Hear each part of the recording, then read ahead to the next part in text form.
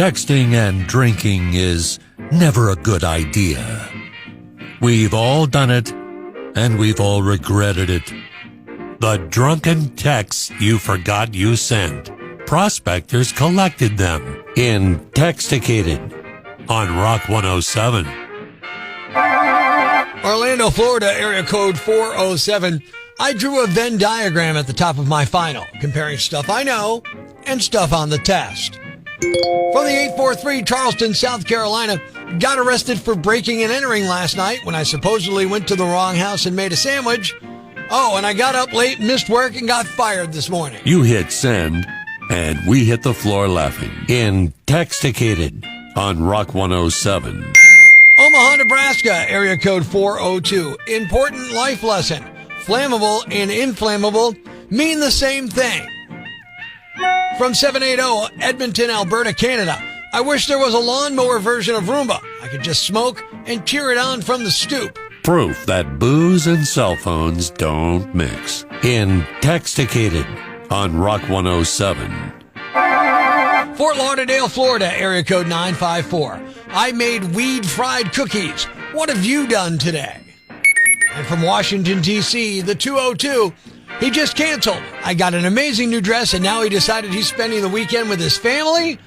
In other news, some rando in an expensive hotel bar is going to get very lucky tonight. Hey, we found him in your telephone in InTEXTicated on Rock 107. Making sure breaking news stays broken. Tune in tomorrow for Prospector's Briefs on Rock 107. Now it's time for another episode of 1 Minute Inside a Woman's Head. I do love all the church picnics and bazaars all over. So much great food. Of course, I could do without the long lines to get that food. Especially the lines for the potato pancakes. This line hasn't moved in like 10 minutes. Maybe I should try the express line. Nah, I need to get him some too, and I'd have to go back multiple times. Plus, I already waited in line to get tickets to buy the potato pancakes. Why can't I use cash? I know why, so I'll plunk down 50 for tickets, but spend only like 20, and they'll pocket the difference. Not like I can get a refund for these tickets. That's how they get ya. And that was another episode of 1 Minute Inside a Woman's Head. Time for another episode of A Few Seconds Inside a Man's Head. Where is she with those potato pancakes? You'd think she'd have gone through the express, brought me some, then got back in line. I hope she didn't spend all those tickets on food. I'm gonna need a beer. And that was another episode of A Few Seconds Inside a Man's Head.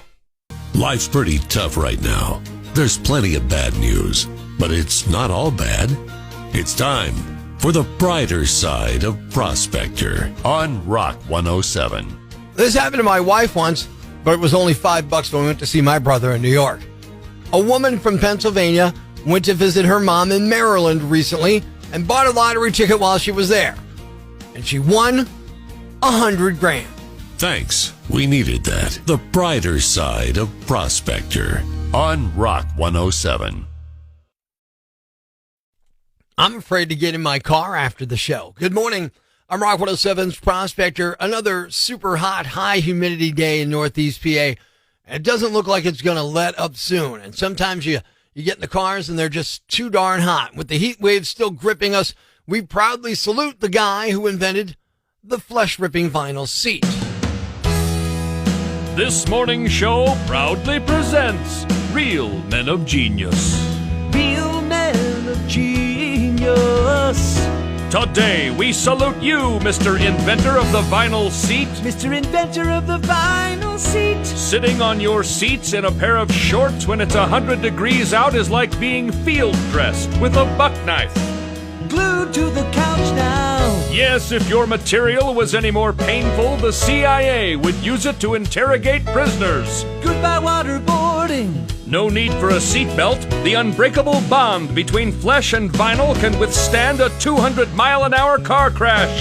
Government approved now. So go ahead, invent another diabolical upholstery. Why not cover a lazy boy in roofing tar?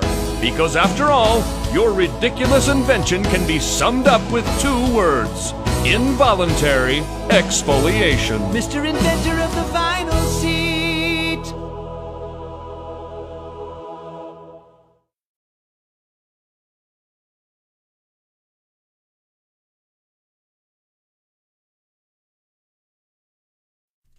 No one could or should live up to these standards. Good morning, I'm Rock 107's Prospector. A TikToker has gone viral with a video of herself reading from a 1945 magazine article titled, How to Hold Your Husband.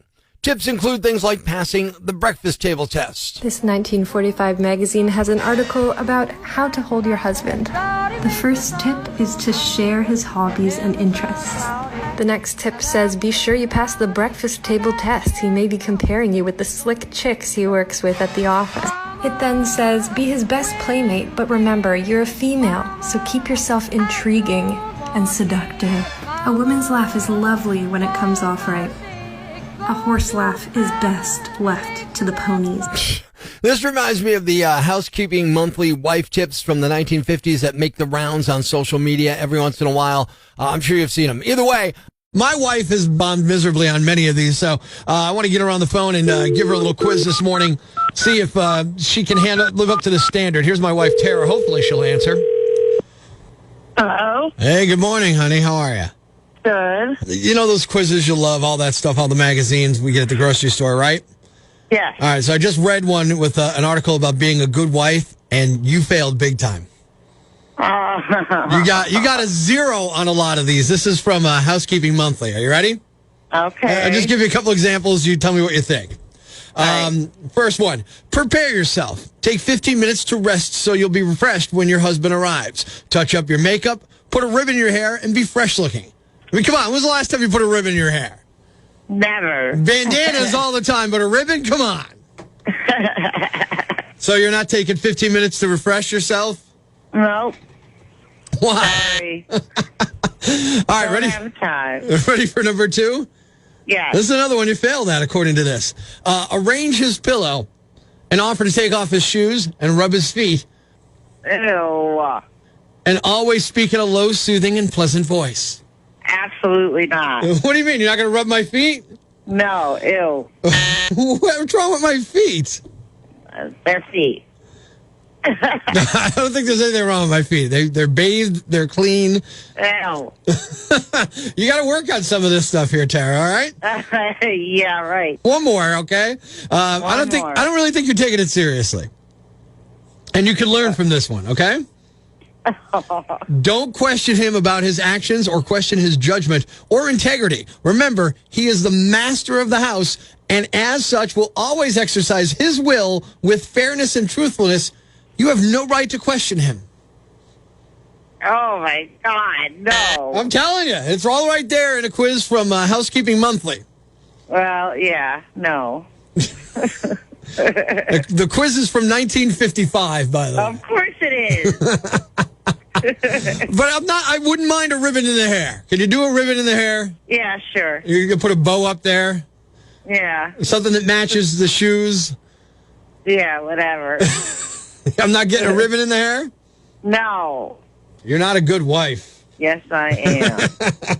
Friday evening, after he was seen entering 2 unlocked cars and trying to take items from the inside of them, the 34-year-old suspect tried to run away, but police captured him. And as an officer attempted to detain him, the suspect struck the cop on the head twice using a fanny pack. He was then arrested on 2 counts of unauthorized entry into a motor vehicle, resisting arrest, and assaulting a police officer. Nominee number 2. I'm not sure what's worse, his fashion sense or being a criminal. Georgia police say they're searching for a suspect who robbed a bank disguised as an old woman on Monday. The suspect, who officers say was a 6-foot-tall, slender man, was caught on camera disguised as a woman wearing a floral dress, white sneakers, orange latex gloves, a white wig, and a black neck gator-like face mask. The suspect entered the bank, presented a note demanding money, then told the teller he had a gun. After receiving money, he left the bank. Officials say the suspect was last seen fleeing from the bank in a newer model small white SUV that could possibly be a Lexus. At this time, police have not been able to identify a license plate number or the amount of money that was stolen. An investigation is ongoing. And the winner is the guy who got caught breaking into cars and then hit the cop with a fanny pack when they tried to arrest him. Way to make matters worse, you're the Yambag of the day. And we'll move on to Friday's Yambag of the Week competition. Keep it here for all the nominees for Prospector's Yambag of the Day, weekday mornings on Rock 107. Thanks for listening to Prospector's Prime Cuts podcast. Be sure to catch us live weekdays from 5:30 to 10 a.m. on Rock 107 or online at rock107.com or the Rock 107 app, a free download for your Android or iPhone. Subscribe to the podcast on Apple Podcasts, Google Podcasts, Spotify, Stitcher Radio, or wherever you get your podcasts so you never miss Prospector's Prime Cuts.